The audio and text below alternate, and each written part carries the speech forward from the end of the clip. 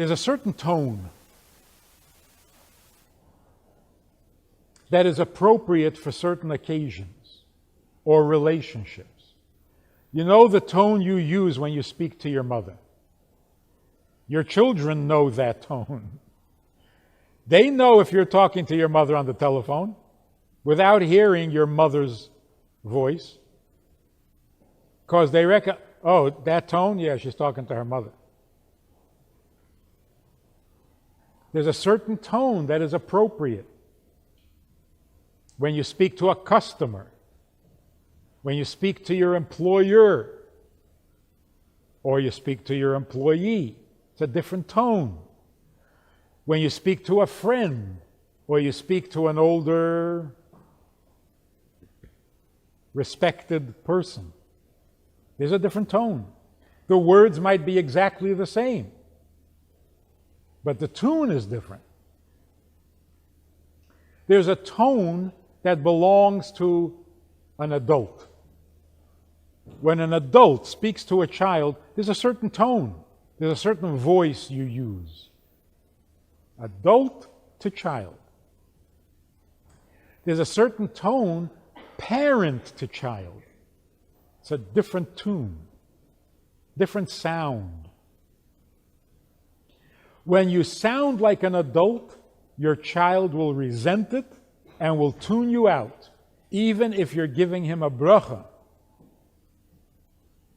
If you sound like a parent, the child will love it, even if you're insulting him.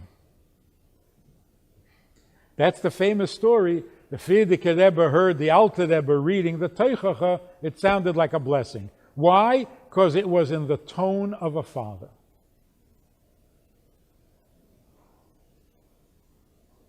So if we can maintain that tone, it would make a huge difference in our chinuch of our children. What is the tone of a parent?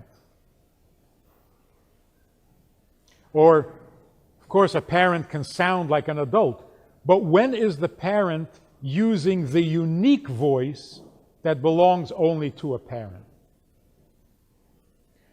The main difference between an adult child versus parent-child is that an adult reacts to a child. Any adult seeing a child misbehaving in shul will say something, but he's reacting. Only a parent will say something to a child because they've been thinking about it, because they decided yesterday to say this, because they thought yesterday that this is what they should say to the child, and now they're telling the child what they prepared to say yesterday. Only a parent would do that. Or a good teacher. The power that has, when your child senses that what you're saying now you were thinking about yesterday, that is so powerful.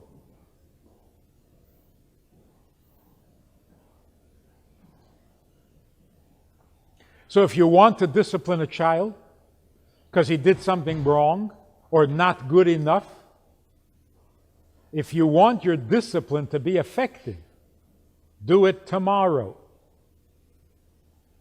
2 days later, on Shabbos.